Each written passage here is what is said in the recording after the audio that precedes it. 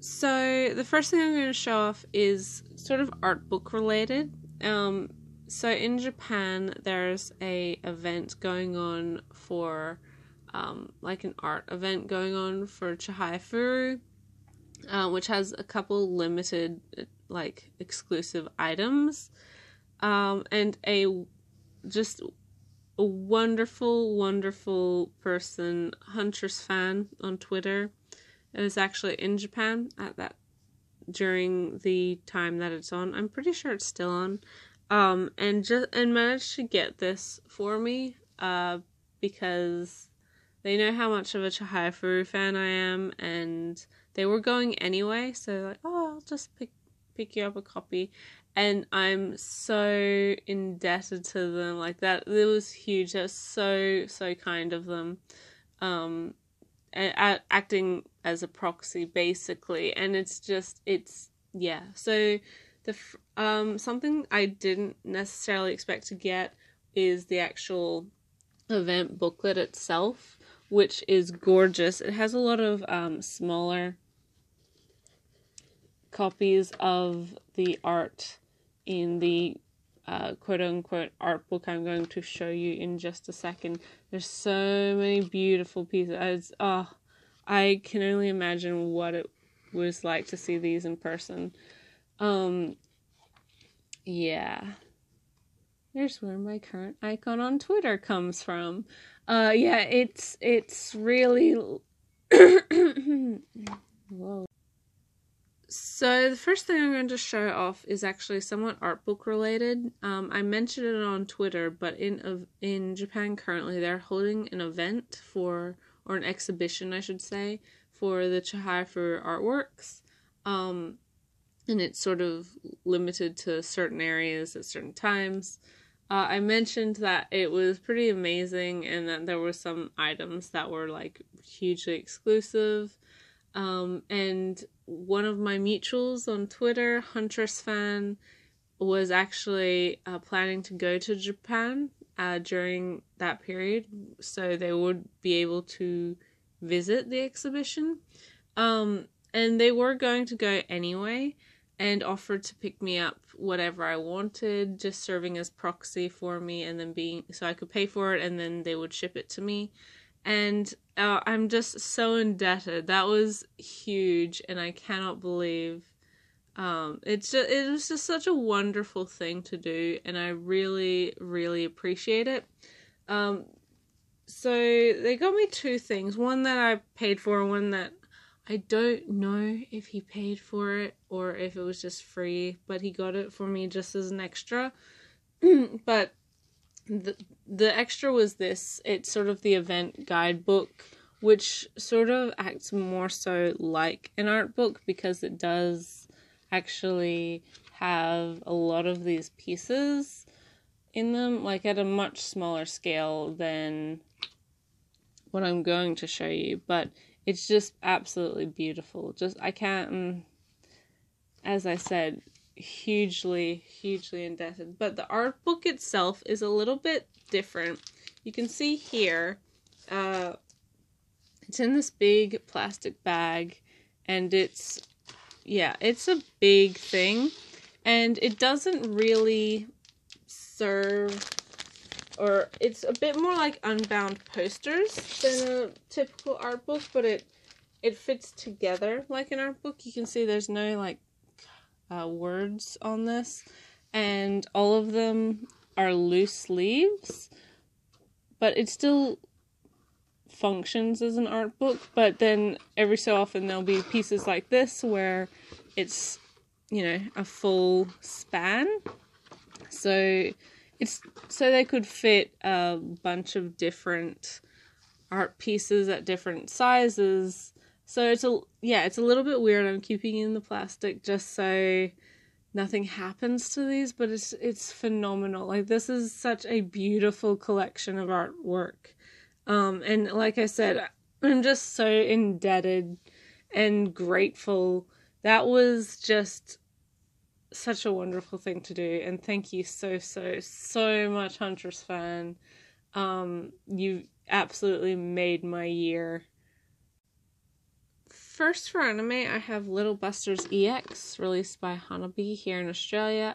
This is the last part of Little Busters that I need, and the only part I haven't seen as of yet. There's a big 50% off Hanabi sale, both on their website and at a pretty popular local retailer. So I finally picked this up on Blu-ray. So now my Little Busters collection is complete. I have mentioned this before, but I think Little Busters as well as Angel Beats are my favorite of the key adaptations. I can appreciate the more romantically focused ones like Canon and Clannad and Air, although that's more so about the mother-daughter relationship than purely romance. But I've never been like a diehard fan of them, whereas Little Busters I really liked. I thought all of the characters were very fun and all of the relationships were really good, so I'm glad to finally finish it up with this sort of side character story. So yeah, that was great. So the next anime I got for this part of the month is Yamada's First Time, or Bigara HK. This is a great, fun little rom-com, which I think the premise maybe scares off a lot of people. It's about a girl, Yamada, who is starting high school, and she's sort of made a pledge to herself that by the end of high school, she would have already slept with 100 guys. She'd be so popular. She'd be this, man-eater. The problem is she doesn't have a boyfriend. She's never had a boyfriend, and she really doesn't understand, like, relationships or really, like, sex at all. I mean, she understands it at a fundamental level, and, like, she's not an idiot. She knows what happens and what sex entails, but it's more so, like, this series is less about the sexual side or, like, the lustful side of sex, and more so about, like, the intimate, emotional side of sex, which is really great. Like, it's not something that you necessarily expect going into it, but it's done really well. The execution of this series is really good, really funny. It's a little bit like a comedy of errors at times, but yeah, it's just really good because it's less so about Yamada, sleeping around and having all these men at her beck and call, and more so about her slowly learning what it means to be physically intimate with someone, and, like, again, comparing that sort of lustful experience with sleeping with someone you care about, and how that is generally, like, as a general rule, is better than just having a lot of sex. So that might be alright, but, like, it's a different experience, and sort of, yeah, for Yamada, she doesn't fully comprehend that. It's good. It's really good. I picked this one up just because it was really cheap. It was like almost just like $15. It's the Save edition from Funimation. So this is like the re-release of the series. I did previously own the sort of initial release of this, not the limited edition, just the like regular edition of this show, which was like DVD size packaging, but this is the exact same discs. It is both region A and B for the Blu-rays, and region 1, 2, and 4 for the DVDs. So friends in Australia who want to buy this series on Blu-ray, that's a pretty cheap option. You can buy it from Amazon. But yeah, it's really good. I mainly got this one because, one, it was cheap, two, I was wanting to condense the series a little bit, and I like Blu-ray series to be in this Blu-ray size packaging. It just makes it easier for me. I don't need a limited edition or anything with this series. It did get a limited edition previously, way back in like whenever it was, 2011, 2012, when the series first came out. But even like back then I didn't buy it, and I have no real want to buy it. But it is a solid show, so I would recommend the show, especially with this save edition, because like with majority of save editions, it does have the reversible cover, and the show itself is really good.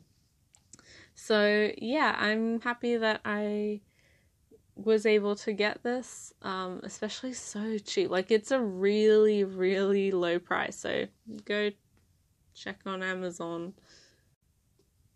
So first up for manga, this is kind of not manga, but kind of is Ponemon's release of Japan as viewed by 17 creators. This is a collection of short comics and such from 9 French comic artists or creators, and then in response sort of 8 Japanese mangaka. I mainly picked up this book and heard of this book thanks to its inclusion of Mayoko Ano, Daisuke Igarashi, Taiyo Matsumoto, and Jiro Taniguchi, who have some wonderful pieces in this. But all of the comics are really solid. They sort of explore Japan both as a tourist and as a local, and sort of from very different frame of references. Each comic, it sort of shows where it's set, as well as giving a background to the author or the creator. It's really, really, really good. I would recommend it, especially if you're a fan of any of the artists in here, French or Japanese. It's a solid book, and I am glad that I found it, because I had wanted it for a very long time. I'd heard about it ages ago, but I finally found a pretty cheap copy, so I picked it up whilst I had the chance. And I'm really glad that I did. There's some great pieces in here, and I really like Ponemon's comic releases. I should say manga, because I don't really follow any of their other releases, but they're a great publisher. I know people complain that they flip all of their comics, or majority of their comics, which is a valid argument, but I can't complain when they do give us such high quality work and such high quality releases as well. So yeah, this is an older one. You might want to pick it up sooner rather than later. I don't know if it's going to go out of print or not, but I didn't want to take that chance, especially with the price I saw it at. So yeah, I'd encourage you to read it, especially if you're wanting something a little bit different. It's pretty good.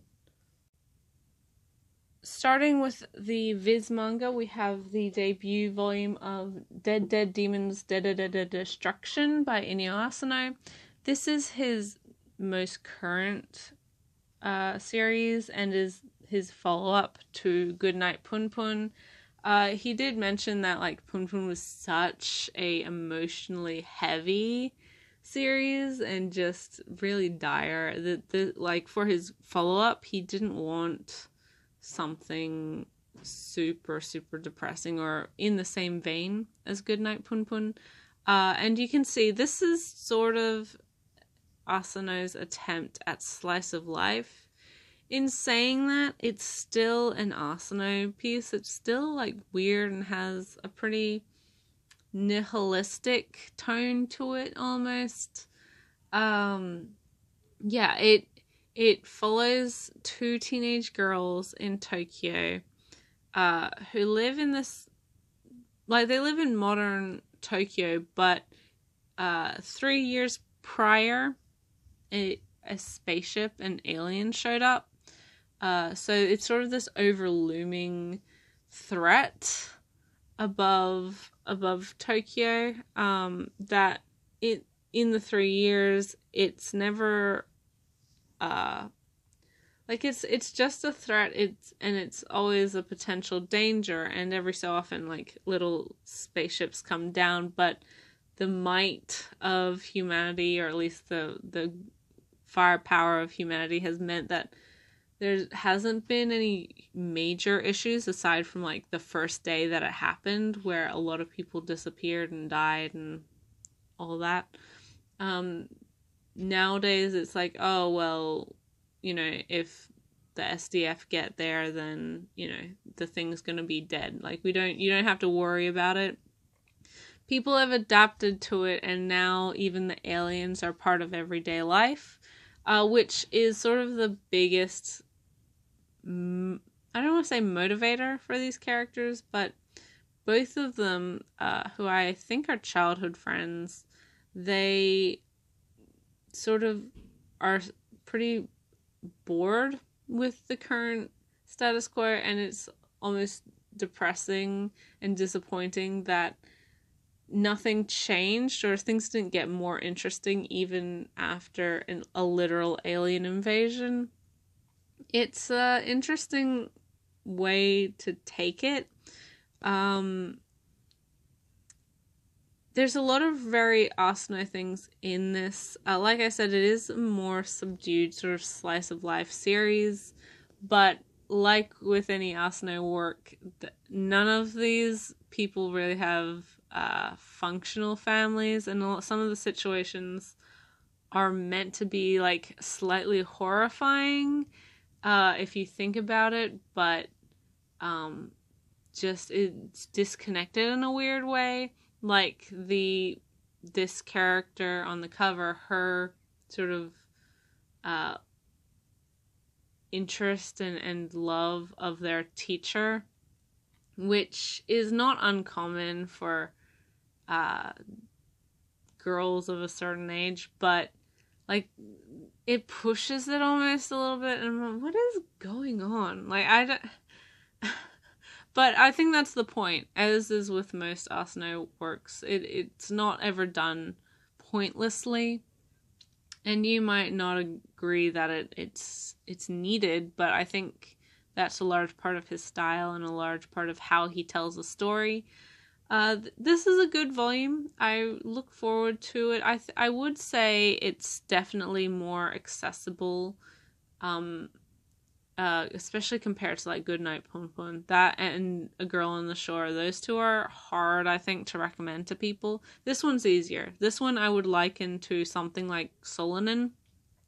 It does have that sort of fantastical element of it, but it's a lot more down to earth, and I think just easygoing. I'm sure plenty of people have already picked this up and have already read it, but if you are an Asano fan, I'm surprised you haven't. It's good. It's one you'll want to get. If you're not an Asano fan, this is a pretty good intro to his work, this and Solanin, so I would say give it a try. If you don't like it, then that's good. It's a pretty good indication that you probably won't like his other stuff. But yeah, it's a good first volume. It's one that's been highly anticipated and one that I have wanted to read for a long time. So yeah, I'm glad that Viz finally licensed it and that we're finally seeing it in English. It's nice. It's a interesting, sort of a little bit different from a lot of the stuff that I pick up. So I'm glad, and it seems like it's doing really well, as is expected for an Asano work. So yeah, great. Although I must say, I had this problem with some of his other titles, but Asano's character style, like how he actually draws characters, they generally look prepubescent.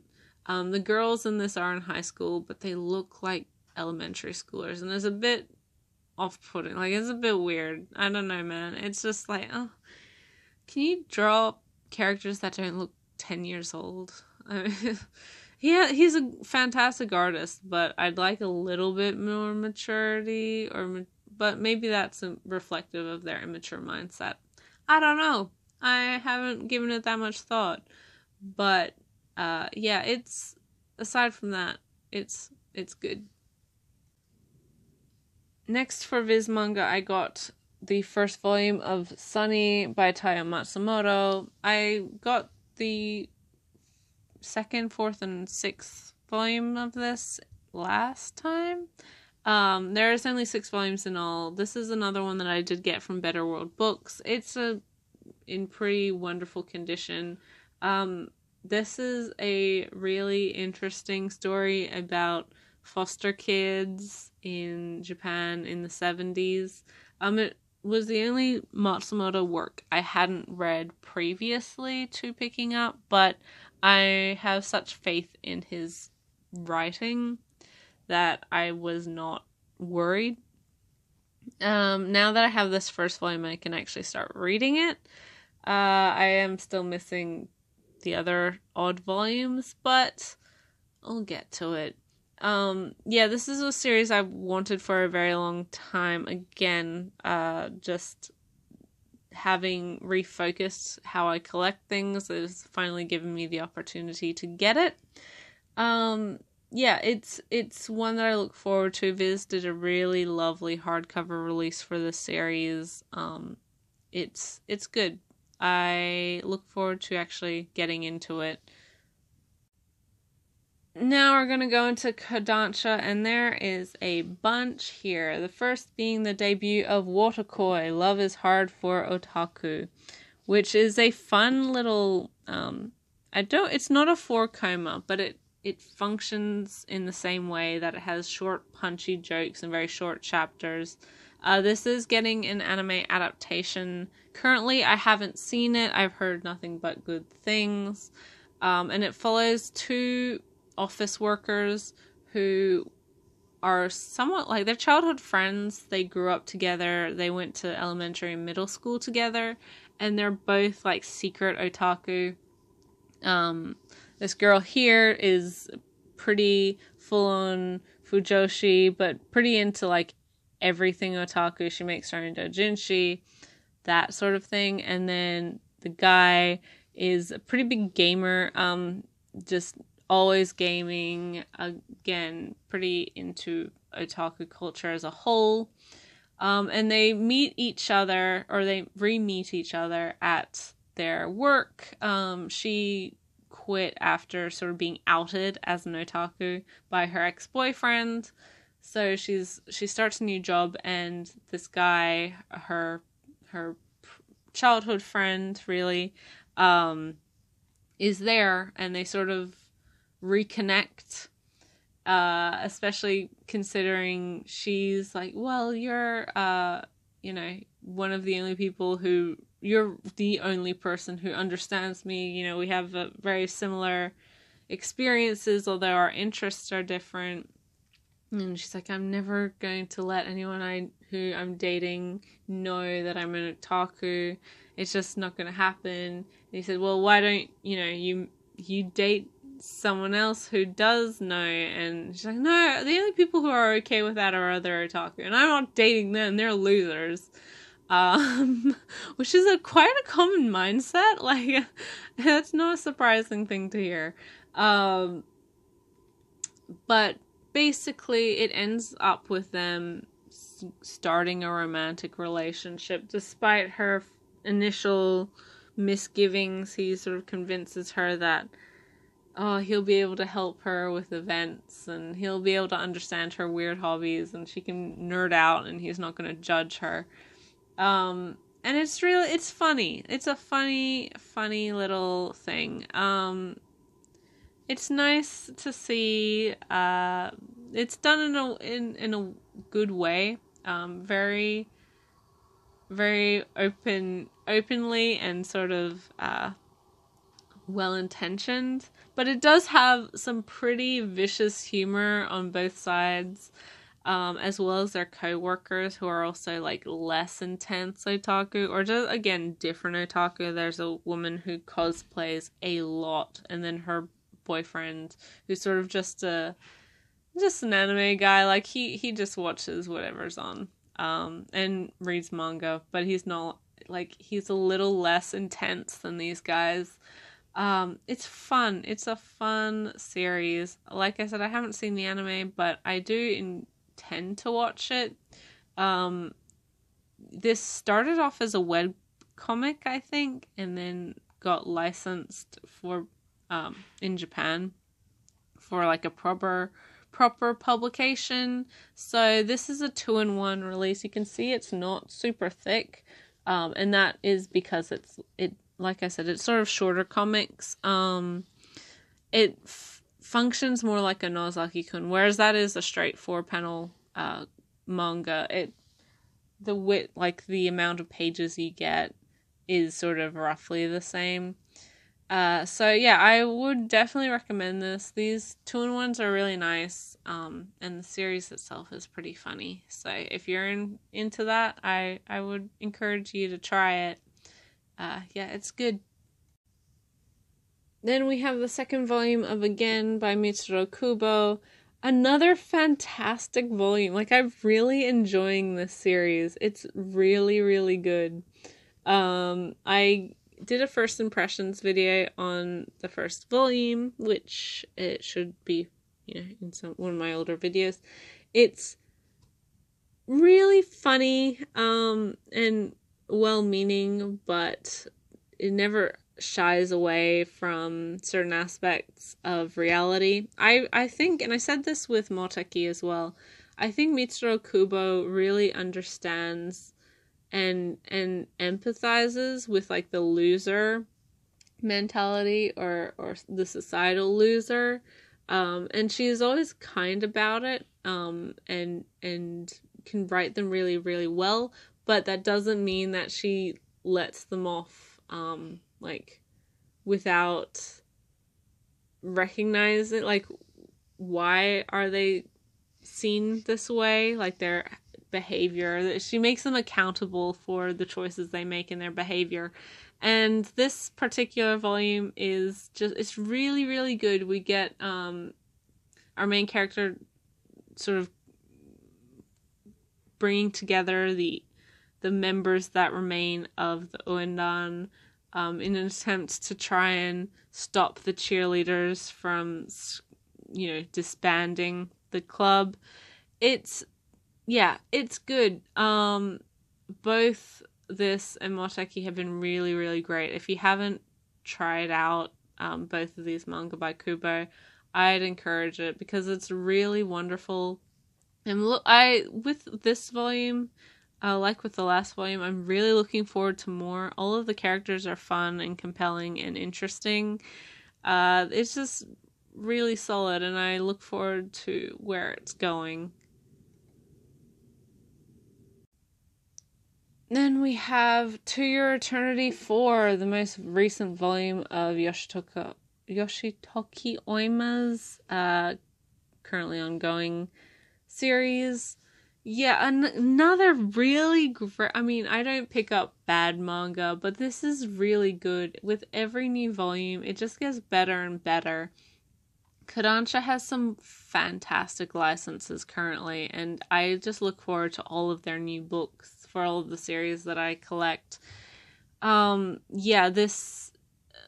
Like I said with my first impressions on this one, there's a lot of stuff happening within the shorter arcs themselves, but with this book it sort of introduces the larger, or the consequences of the larger overarching plotline, and gives Fushi like a better indication of, it gives him the depth of experience, because this particular story arc that started in the last volume and finished in this volume is probably the longest one time frame wise. It occurs over like 4 or so years. It's a while.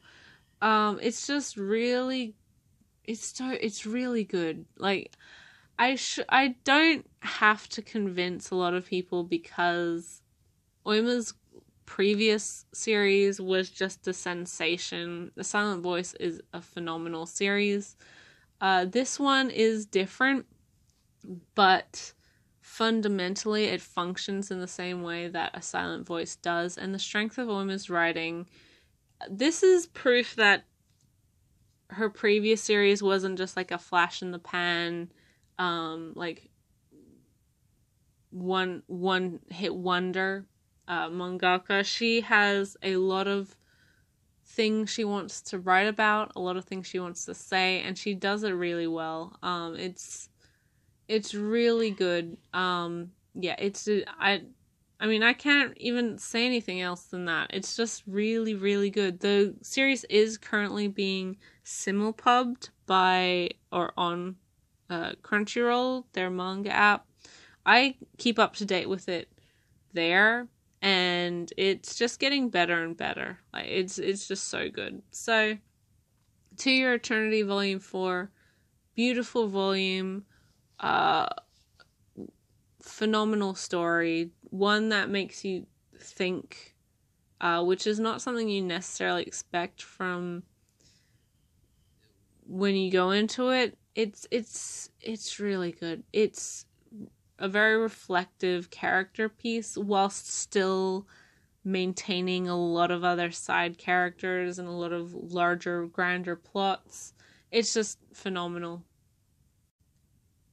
And speaking of phenomenal, we have the most recent volume of Descending Stories, or Showa Genroku Rakugo Shinju by Haruko Kumota. Yeah, again, I've said this pretty much every time I get a volume, but this series is not something you can fully explain why it's good. The anime adaptation from a couple years ago now is just beyond what you would ever expect of anime, at least in my opinion. This is a josei series that follows Rakugo, which is the art of storytelling, traditional art of storytelling in Japan. But more fundamentally, it's a story about the pursuit of art, and the main character of this series is Yakumo, who is one of the best written characters I've seen, bar none, in any type of fiction. He's written with such a emotional depth, and with such humanity and such conflicting parts of himself in a way that you don't see in fiction a huge amount. He has such a complicated history with the people he cares about, and with himself, and with Rakugo, and with society, and with just so many parts of his life. It's an experience. This particular volume does focus more so on the other main characters, and it sort of brings to the surface issue that has been building quite a bit up until this point. We're over halfway done. There's only 10 volumes in this series. I know what I'm going into, and I'm still not prepared for it. It's Marvel, like, it's so good, and Kodansha has done a really great job with this, just translation wise. It looks wonderful. Kumota's artwork is really appealing. I like her style a lot, and her characters, even when there's a lot of very heavy things going on, it doesn't leave you depressed compared to some other mangaka. You're sort of shell-shocked for a while, but you gain this satisfaction and this awe at just how certain characters and events can be written without making you feel like it's terrible and life is unfair and all this other stuff. It's just really great. I think Descending Stories, more so than anything else, has perfectly encapsulated the inconsistencies and sort of the conflicting, terrible and wonderful parts of life and the human experience, because it's complicated in ways that are simple. Like, it's not super confusing, but in the ways that we see in life all the time. You might not have gone through any of the things that are in this series, but you can sympathize with them, and they're within the realm of reality, and it's regardless of whether you're an artist or a creator or something like that, or if there's complications in your life, Kumota has really been able to bring everything together and made a piece that encapsulates the mess that is just merely existing. It's so good. I mean, I say this with every volume, but it's one that I think more people should be buying because it's not the type of series we get very often, and it's really well worth the read. It's a fantastic drama as well. It's just good on so many different levels, and I'm looking forward to finishing it in the next couple volumes, but I'm also going to be sad. I hope that this is doing well for Kodansha, because I'd love to see more things like this available in English, because it's really a testament to what manga can be, more so than just the surface level shonen fighting or shoujo romance that people think of when they think manga. It's fantastic. Then going into Yen Press, we have the second volume of Silver Spoon, from Murakawa's agricultural manga comedy series. This is so much fun. I said again with the first volume, this is a very highly anticipated release for a lot of people. It was Arakawa's follow-up after Fullmetal Alchemist, and it's completely different to that series, but still wonderful. Like, it's her writing, her characters especially, I think, are just really fun to experience the story with. It's really great. Again, this is one where I was introduced to it via the anime, and that was so many years ago now. This has been a long time coming. People have wanted this series forever licensed, and I'm glad that Yen or someone finally picked up the slack.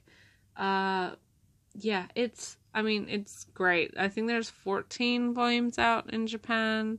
It is on hiatus currently, which it was on hiatus previously, came back for a short time, like 3 months, and then went back on hiatus, which I don't mind. I mean, we have plenty of volumes upcoming, so it's not like we're gonna fall behind. And she did mention that the climax or the end of the series is imminent, so hopefully this won't be too many volumes longer. I think like 15 to 18 volumes is probably going to be final count, and I think that works. I think that'll be good. It doesn't need to have 20-something volumes. It's a somewhat simple story of finding yourself and understanding the world around you. So it doesn't have to be this grand epic compared to, Fullmetal Alchemist, which was a much larger grand epic, although it still did have elements of finding yourself and understanding the world around you. So, yeah, Arakawa playing to her strengths, even if this is completely different genre. I would recommend this, even if you're not a fan or you haven't read her previous work. It's really good, very funny, very likable. Next, for new Yen Press releases, we have Monthly Girls Nozaki-kun Volume 9 by Izumi Tsubaki. This is such a funny series. It's so funny. Every time I get a new volume, I read it immediately and cannot stop laughing. This series has really great comedic timing, and it also had, it's a comedy, and it has a lot of very quirky, kooky characters, but it's never mean-spirited. It does sort of tease the shoujo conventions of what you expect from like a shoujo romance. But it never makes fun of the genre for that, which is really refreshing. I like all of the characters in this again. Like it's such a fun little character interaction. All of them have really strong personalities, and sometimes in manga, if you have too many overwhelmingly strong characters, some of them like overshadow the others. But this never has that problem. Everyone's really distinct, and they're all really funny in their own way. I really liked the misunderstanding from Sakura's brother at the end of this volume. I really liked the Lorelei stuff in this volume.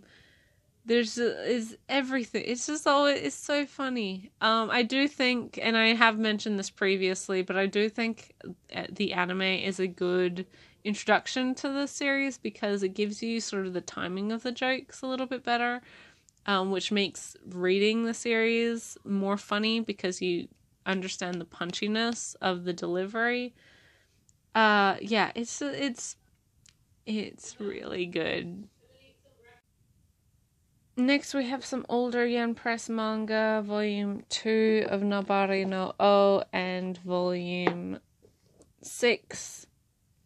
Again, yeah, this is one that I pick up whenever I can. I don't really spend a huge amount on the series, but I have gotten 1 to 8 now, so I can read over half of the 14-volume series. This was a series I've said previously I wasn't super interested in, but having read the mangaka's other work, or part of it at least, really intrigued me to actually trying this one. This is the only one of their titles available in English. Hopefully that will change because I really want Shimonami Tasagare. But it's a solid sort of action drama. I haven't read too many volumes of this. I haven't caught up to the 8 that I have, but I think it functions a lot like Pandora Hearts, where the ending is at a completely different place than where the beginning was. Which is good because my first impressions of the series, sort of in general, was from the anime, the trailer of the anime, even. I didn't even watch the show. That it didn't really appeal to me. I sort of ninjas and comedy and like, oh, wacky. Like, he just doesn't want to have to deal with it. I was like, okay, like that, okay, I'm probably never going to watch that. But having actually given it a chance, the manga at least, I'm pleasantly surprised, and I'm hoping to finish this one within the year. I keep hearing nothing but good things, so obviously I'm not the only one who enjoys this. It's really good. It's different than what I expected, but I'm glad it happily surprised me. So we have another debut, this time from Vertical, and that is My Boy, the newest josei release from Hitomi Takano. This series, I think a lot of people had a lot of trepidation going into, because there's a lot of potential that the premise of this could go in directions that are not wonderful. I think I can speak for a lot of people when I say that we don't really want another bunny drop. That was an experience that was not great. I love the anime of that series. The manga I refuse to read because I know, and I don't care. It's like, oh, well, you shouldn't judge it. I'm gonna judge it. I don't need to read it to make that judgment. in saying that, I went into this cautiously optimistic. I did have faith that Vertical would be a bit smart in what they license, and this series actually has won quite a few awards. Like, I'm surprised. It's very well received in Japan. And thankfully and luckily and hopefully for this first volume at least, there's no hint of like a dodgy aspect to this. It is much more about found family and helping each other and finding people when you're lonely, and how you can sort of evolve from that or better yourself through helping others. It follows a 30-year-old woman, working woman, who is in a pretty terrible place personally. She's broken up with her boyfriend, but he still works at the office she does, and he's been flaunting his fiance, and she's just not in a great situation. And she meets this young, like, elementary schooler at her local park, late at night practicing with a soccer ball, and sort of befriends him. And so she agrees to help him with his soccer moves, because he's trying to qualify for the soccer team. And you slowly realize that this kid isn't out here just because he wants to play soccer. There's a very obvious element of abuse and neglect in his life, and so she sees that and wants to help him, pretty much. And from there, their relationship grows, and through her, this kid is learning sort of what qualifies as like basic human decency and kindness, and what is sort of not. It's interesting. I really like him. He's got a good story going on, but both of the characters are fairly interesting, and I'm looking forward to seeing how it develops. As I said,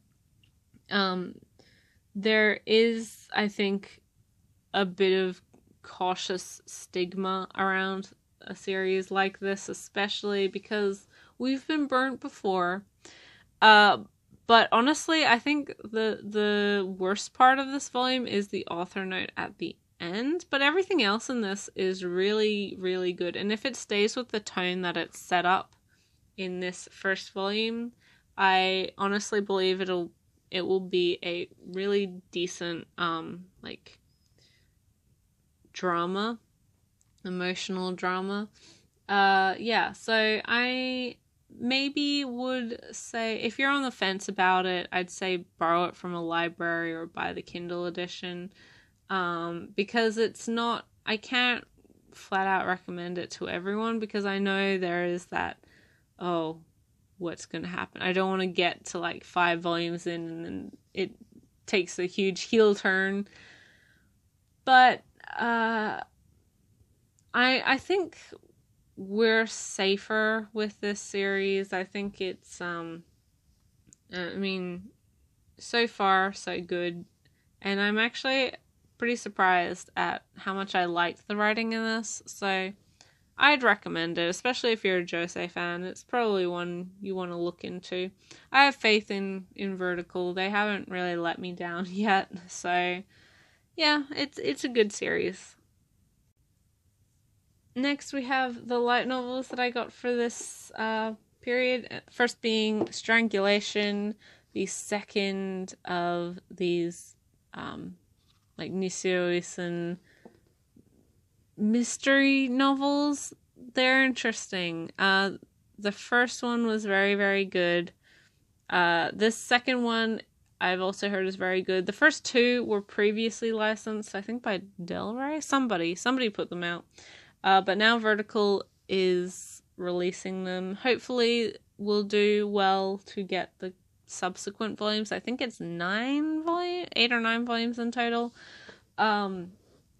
I would expect so because Nishio Ueson is such a well-known author within light novel sort of community. The Monogatari franchise sort of goes without saying, but he has a bunch of other stuff that's also available in English, including franchise novels like the Holic and Death Note light novels. Both of those were written by him.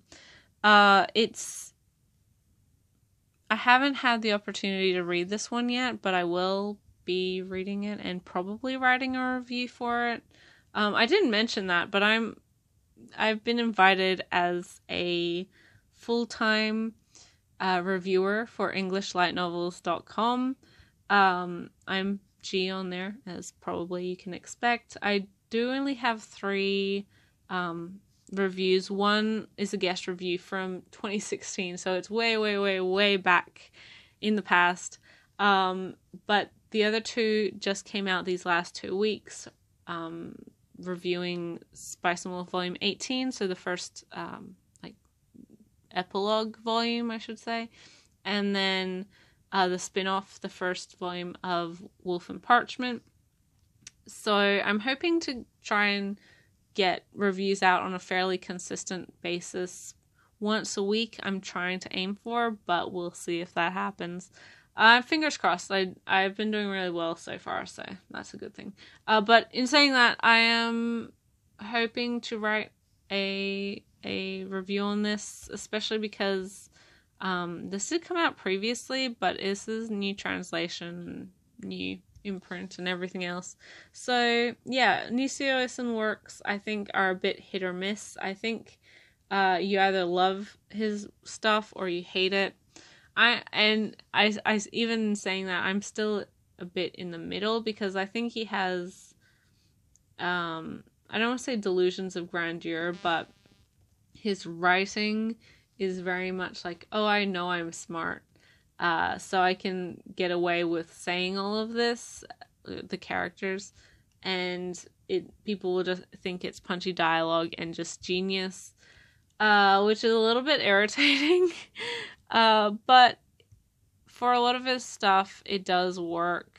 I'm not the biggest fan of Nishio Ueson. I find Monogatari a good series, but with the large asterisk of, but there are still problems. So I can't say that there's a Nishio Ueson work that I've absolutely adored. This franchise is probably the closest, but that's because I'm a big mystery fan. Katanagatari, which is getting a release finally from Vertical as well. I've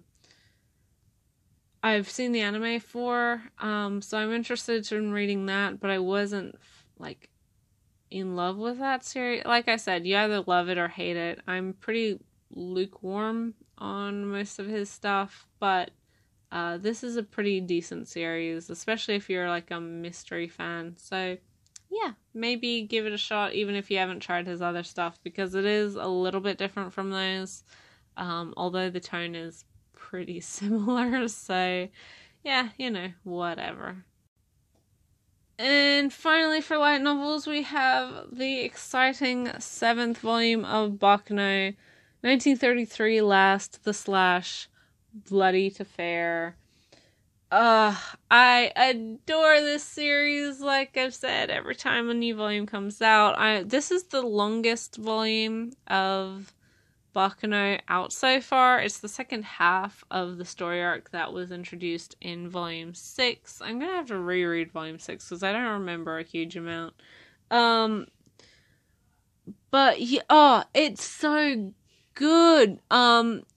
I think people are more familiar with Naruto's other work, Durarara, which is a solid series, but I think the writing in Baccano and the characters in Baccano are overall more enjoyable and more interesting to follow.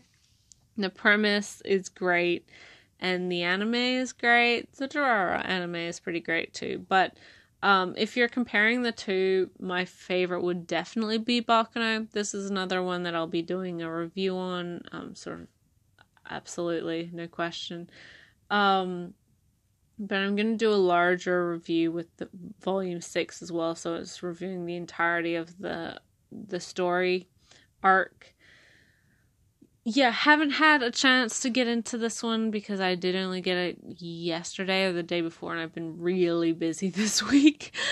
But I'm hoping to get to it soon, and yeah, it's really good, guys. It's so much fun.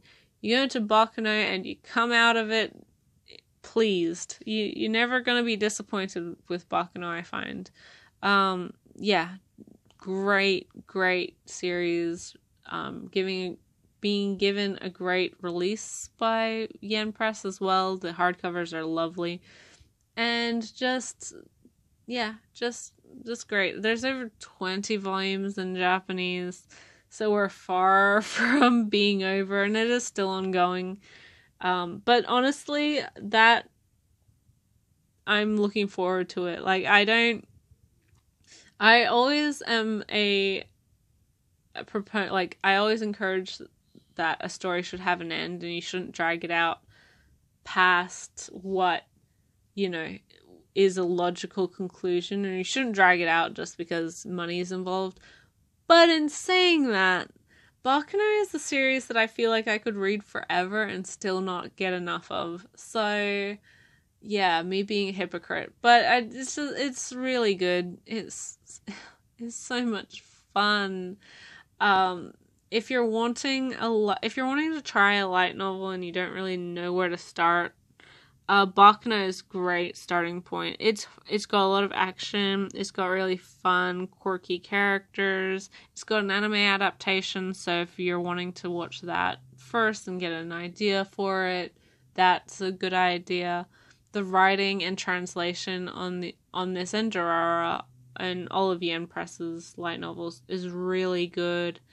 Yeah, just it's good. It's so wonderful, and I'm so appreciative that we're getting this series, because it's one that I think previously, if the market, when the anime came out, the market wasn't able to support light novels, and the fact that retroactively Yen has gone back to license this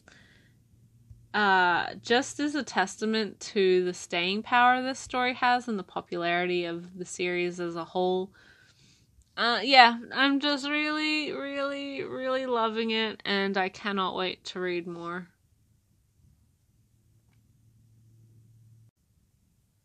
So that's everything that I got for this last half of April. It's so much, guys. Like, I didn't expect it. There's been a lot of really solid debuts this month. Obviously, Destruction, Waterkoi is really good, as is My Boy. I think my last video had a debut volume as well. I can't remember. But there's some great series coming out and being licensed, as well as, of course, the older stuff that I'm picking up. I like Nobari no O in Japan and Sunny. We live in a very wonderful time for all genres of manga and anime as well. It's such an encouragement, but it does mean that it makes my life harder trying to keep this collection at a manageable level, because there's just so much good stuff coming out. There's honestly so many good titles. And even of the stuff I'm not picking up, I'm sure there's amazing series there. I'm buying some things digitally just because I don't have the shelf space for some of these things. And also they're not as, high priority for me. But yeah, we're very, very, very lucky. As for this coming month, I say this every time, but I don't know. I always expect to have way less than I do. I do actually think that May is going to be a fairly small month, though, for manga especially. I have my new releases coming out, although yes, one of them's been released early, so I'm looking forward to getting that in the next couple days. But as for anime, I have one thing I'm expecting, a movie, and I don't have anything else, so I have an art book, so we'll see. I think this will be the biggest or longest video for a while. I know that one of the upcoming months, like June or July, has a lot of volumes, like a lot of new release manga coming out. So that will probably be a longer video, but I don't know for May. I think it's gonna be just a small amount, and I'm going to I've mentioned this before, but I'm going to be traveling at the end of September, so I'm actually not spending a huge amount currently. The reason I can get new release manga all like the month it comes out is because I pre-order months and months and months in advance whilst the prices are still low on Book Depository. So I've bought my pre-orders up until October on Book Depository, which means that I'll still be getting them on a regular basis, but the actual money I'm spending week to week or month to month is way lower than I think it appears. So yeah, it's gonna be I mean, we'll see. I always seem to surprise myself. But thank you so much for watching. My Book Depository affiliate link is in the bottom, so if you are buying from that website and you maybe want to help me out a little bit, I don't get a huge percentage of commissions or anything like that, but I mean, it's there if you want to use it. I really appreciate it if you do, but I'm not necessarily expecting a lot of people to use it. But I personally find Book Depository a great place, and that's where I get 99% of my new release manga. My Twitter is also in the description. So if you want to follow me on there, I generally talk about manga or anime or post pictures about said things, or post the links to my light novel reviews on EnglishLightNovels.com that I mentioned previously. And yeah, I am on there quite regularly. I don't live on there, but I check it fairly often. So if you want to get in contact with me, or if you just want to see sort of my general off-camera stuff that I'm doing, that's where you can see it. Although there's it's just me being a dork and all the time. So yes, thanks for watching. Apologies that this video got so like incredibly long. This is the longest video in a while. I'm gonna wrap it up, and I hope you guys enjoyed. I'll catch you in the next video, guys. Bye till then.